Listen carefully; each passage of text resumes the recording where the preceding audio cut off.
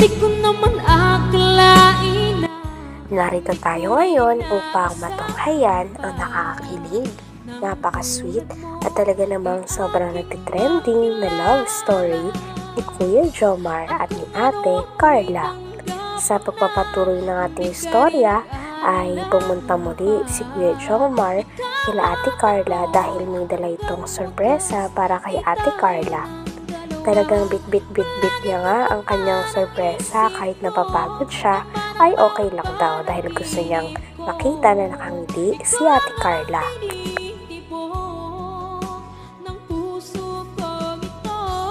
Lagi rin akong nagdarasal, hinihintay kita ng kahit agad. Bigay ng may kapal, ngayon'y abot, kamay na kita mahal.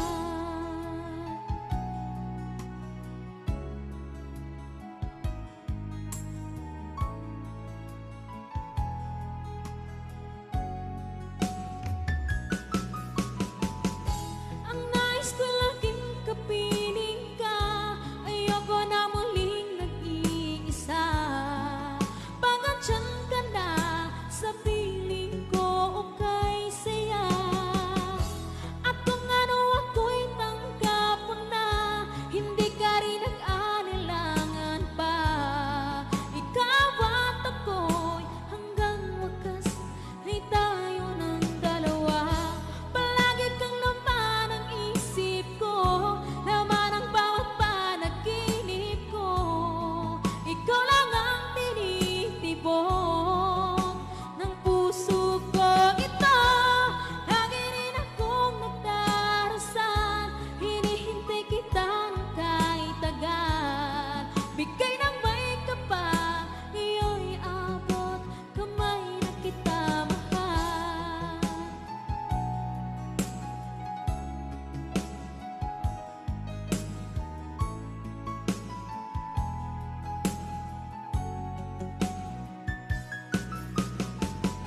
Ang nais ko laging kapiling ka, ayoko na muling nag-iisa. Pangantyan ka na sa piling ko o kay saya.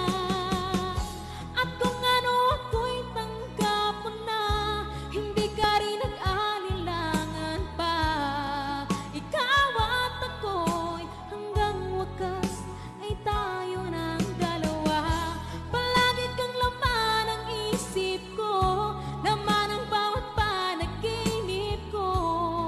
Ikaw lang ang tinitibok. Ang sorpresa nga ni Kuya Jomar kay Ate Carla ay ang sponsor na nagpadala sa kanila ng electric fan. Ang nakaraang video kasi, ang mga unang video nila ay napansin ng kanilang mga fans na nagpapaypay lang sila palagi at wala silang sariling electric fan. Kaya naman may nag-sponsor na kay Ate Carla. Ano? Yung mali lang ilak dito. Oo. Paano ang lock nito? Iba kasi ang design nito eh. Ay, imported yata ito. Parang galing to sa ibang bansa. Wala nito sa Pilipinas. Boss, Oh, nakita mo ba yan? Ano? ito? Oo. Ano ba to? Ay, yung pang ganito. Ay, pambira. Akala ko bro, lubid to. Akala ko lubid to. Hindi yan, nasa gitna. Ilagay. Pambihira. Oh, Boss, isang oras tayo dito. Kanina pa. bakit? Gutom ka na? Ayan, malapit na to, malapit na. Ito na. Sige, hawakan mo, Carla. Sige, hawakan mo muna po. Ayan, hawakan mo. Tapos, wala bang ano dito?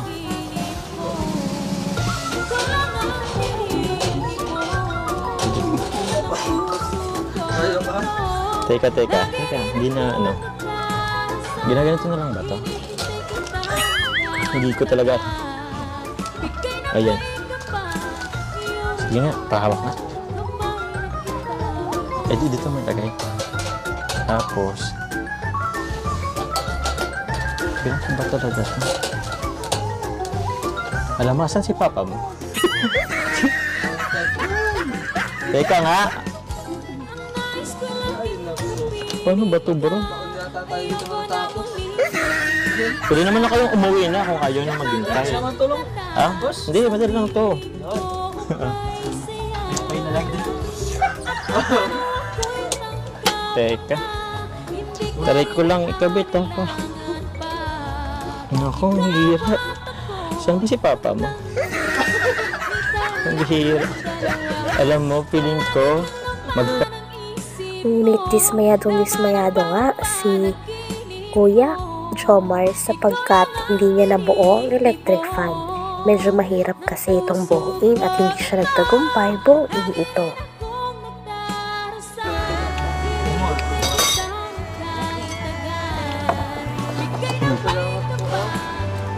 Jomar, kaya ka na. Okay lang yan. wala akong gana, bro. Okay lang yan. I-search mo na lang mamaya sa YouTube kung paano mag-assemble ng... Anong model ba yon? Hindi ko nga alam yung kanong model yun. Baka imported. Imported yata yun. Tingin ko imported yun. Search mo na lang para kung sakaling hindi rin mo kung anong papa ni Carla, baka ma-assemble. Pagbalikan. Boss, wag mong dito yun. Nakakalungkot lang kasi di pa nila magagamit ngayon. Kasi na napadala, sana, doon na lang na una niya. Ulit-ulit na lang to. Pambira naman. Manay! Mga tokmol talaga kayo. Electric pan lang, di nyo pa ma-assemble? Pambihira naman. Wala. Palitan mo na yung mga tokmol mong kasama. Wala mga silbi. Si Arjun. Si Arjun ang pinakamatalino. Ano yung pinapadala mo, tokmol? Tigilan niyo ako! Tigilan niyo ako! Starox. Tigil na ako dito. Kumain ka na lang, nakikikampi natin. Oo, nakikain lang hiya. Nagsasawa na ako sa pangmumukha niyo, tokmol kayo. Ang mga taong ganyan, kulang sa kansin yan. Sobrang nakakaya na kayo sa pamilya ni Carla. Ano nga, Puro kapalpakan ang ginagawa nyo. Wala na kayo nagagawang matino dito sa... Ngunit kahit nahirapan siyang buuin at hindi niya natapos ito, ay chini-cheer up pa rin siya ni Ate Carla. Si Ate Carla nga ang nagsasabi na okay lang daw yon sapagkat ginawa niya naman daw ang best niya. At sa huli ay pinakita na lamang ni Kuya Jomar ang sayaw na pinractice niya kasama ang kalingap para makapagdagdag points naman kay Ate Carla. Kaya naman sobrang natuwa rin si Ate Carla sa mga effort na ginawa ni Kuya Kung hindi Jomar. mo nabuo yun, ay tanga ka na. Sure yan ah. Opo. Kung mahalaga po, ginawa niyo yung best niyo. So, welcome pa rin ba ako dito? Oo naman po. Ang saya nga po pag naandito kayo eh.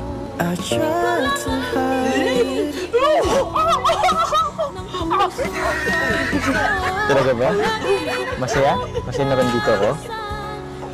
Opo. Masaya ka? Nandito ako? Grabe naman. Ay, salamat naman kahit paano nabawasan yung pagka-stress ko. Kabira kasing electric fan yun, ba't kasing ano? Pero alam ko na, may naalala ko. Pakita na lang namin sa iyo yung pinractice namin sayaw. Okay lang ba? Sige.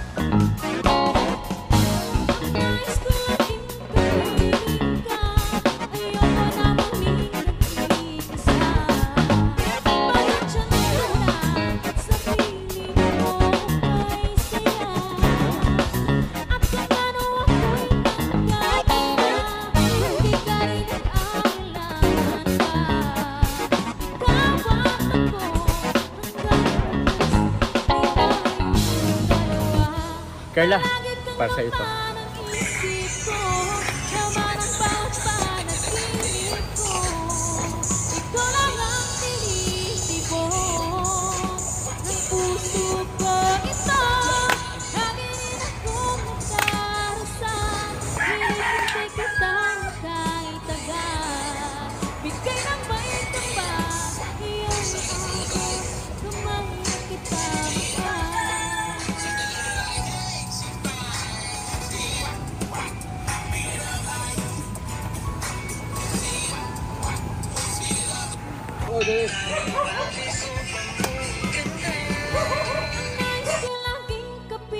Hanggang dito na lamang muna ang ating nakakakilig, napaka-sweet at talaga namang sobrang pinakainahabangan na love story ni Kuya Jomar at ni Ate Carla. Maraming salamat sa inyong panonood. Hanggang sa muli. Bye!